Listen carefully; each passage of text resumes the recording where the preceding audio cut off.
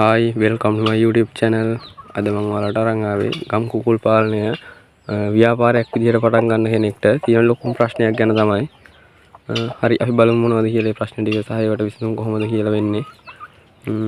ඒ තමයි ගම් කුකුලන් හදන එක ලාභයිද පාඩුයිද කියන එක.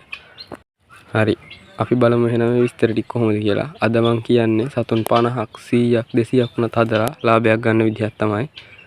හරි අපි එහෙනම් යමු ගම් සතුන් හදලා ලාභ ගන්න විදිය බලන්න. ඒ වගේම කියන්න ඕන ගම් සතුන් 100ක් හැදුවයි කියලා 100%ම අපිට බිත්තර ගන්න බැහැනේ. මොකද මෙයාලා දවසක් හැර දවසක් හෝ දවස් දෙකක් හැර දවසක් තමයි බිත්තර දාන්නේ. ඒක නිසා අපිට සාමාන්‍ය සතු 100ක් හැදුවොත් දවසකට බිත්තර 160ක් 70ක් වගේ තමයි ගන්න පුළුවන් වෙන්නේ.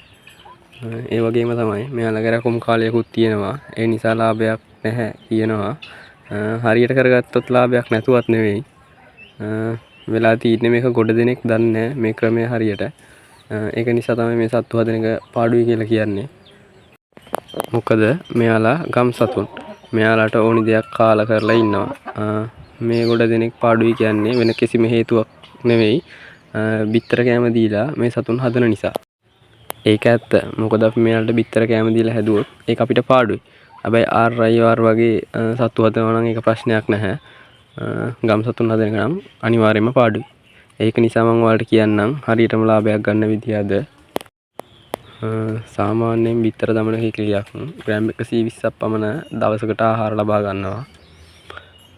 ඒක නිසා අපිට පුළුවන් ග්‍රෑම් 50ක් 60ක් අතර බිත්තර කෑම ලබා දීලා ඉතුරු ප්‍රමාණය එළවලු පළතුරු BSF 90 ඒ වගේම ඔය ඒ සතුන් නවට වටපිටාවේ තියෙන දේවල් අහුලගෙන කාලා ඒ විදිහට ඉන්නවා. එහෙම කරගෙන ගියොත් මේක පොඩි ලාභයක් තියෙනවා. ඒ කියන්නේ සතුන් 50ක් වගේ නම් දවසකට බිත්තර 35ක් වගේ වැටෙනවා. අපි බලමු කොහොමද මේ සතුන්ගෙන් ලැබෙන බිත්තර වලයි ආදායමක් සහ පොඩි ලාභයක් තියාගන්න ඕනේ වගේ මේ සතුන්ට ආහාර වේලකුත් දීලා ඒක මැනේජ්මන්ට් කරගන්න විදිහ. අපි හිතමු බිත්තර 35ක් වැටෙනවා. අපි 60 ගානේ දුන්නොත් අපිට තියෙනවා 2100ක් වගේ. මේකෙන් මේ සතුන්ට බිත්තර කෑම කිලෝ 2ක් පමණ යනවායි කියමුකෝ. එහෙම වුණොත් කෑම කිලෝයක් රුපියල් 200ක් වගේ වුණොත් අපිට රුපියල් 400ක් මේ සතුන්ට දවසකට යනවා. එහෙම වුණොත් රුපියල් 2100න් රුපියල් 400ක් අඩු කරාම රුපියල් 1700ක් වගේ අපිට දවසකට තියෙනවා. අපි මේ විදිහට සත්තු හරියට නඩත්තු කරගෙන ගියොත් අපිට ලාභයක් ගන්න පුළුවන්. ඒ වගේම තමයි මෙයාලා බිත්තර 15ක් 20ක් දාලා රකින්න ගන්නවා. ඒ කාලය තුල අපිට පුළුවන් බිත්තර කෑම නොදී හුණු සහල් වැඩෙන කෑම ඔය ඉවතලන කෑම ඒ වගේ දේවල් ලබා දීලා ඒක ඒ විදිහට කරගෙන යන්න ඒ දවස් ප්‍රමාණය. මොකද එතකොට අපිට පොඩි ලාභයක් තියෙනවා. නැතුව අපි ඒ කාලය තුලත් බිත්තර කෑම ලබා දුන්නොත් නම් අපිට අනිවාර්යයෙන්ම පාඩු වෙනවා. ඒ වගේම තමයි මම ඔයාලට තව කියන්න දෙයක් තියෙනවා. අපි අනිවාර්යයෙන්ම මාසෙකට පාරක් මල්ටි විටමින් එකක් LVT ඒ වගේ විටමින් ටිකක් අනිවාර්යයෙන්ම මාසෙකට පාරක් හෝ දෙපාරක් දෙන්න පුළුවන් නම් ඒක තවත් හොඳයි. ඒ වගේම තමයි ඔයාලට මට තව කියන්න දේවල් තියෙනවා.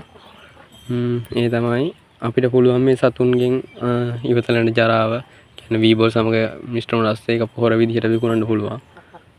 අපි ඒ පොහොර විකුණලත් එන ආදායමක් තියෙනවා. අපිට පුළුවන් ඒ ආදායම උනත් මේ සතුන්ගේ ආහාර වලට යොදව ගන්න. ඒ ටික තමයි මට ඔයාලට කියන්න තියෙන්නේ දැනට නම්.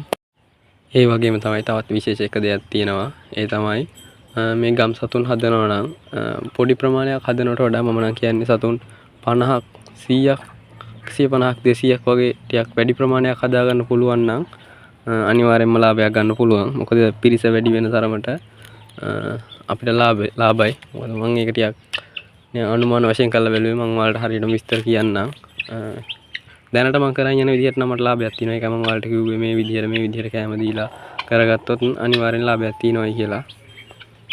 හරි එහෙනම් මම අදට ගිහින් එන්නම්. මේ වගේ වැදගත් වීඩියෝ එකකින් ආයෙත් මම ඔයාලට ඉක්මනට වෙන්නම්. එහෙනම් මම අදට ගිහින් එන්නම් යාළුවනේ. අනේ ඒ වගේම මට තව එක දෙයක් කියන්න අමතක වුණා. අපිට පුළුවන් නම් මේ ගම් සත්තුත් එක්ක එකට හදන්න පුළුවන් සත්තු ඉන්නවා. තාරාව කලුකුම් වගේ. අපේ සත්තුත් එයාලත් එක්කම හදන්න පුළුවන් නම් ඒ අතරතුර පොඩි ලාභයක් ඒ අමතරව ලබා ගන්න පුළුවන් වෙනවා. ඒක නිසා මම කිව්වේ ඒ විදිහට කරන්න. මොකද ඒ සතුන්ටත් අර කුකුල්ලන්ට කන ආහාරම යන්නේ. ඒක නිසා ඒ විදිහට වැඩ ටික කරගෙන ඔයාලා එහෙනම් මම අතට ගිහින් එන්න යාළුවනේ.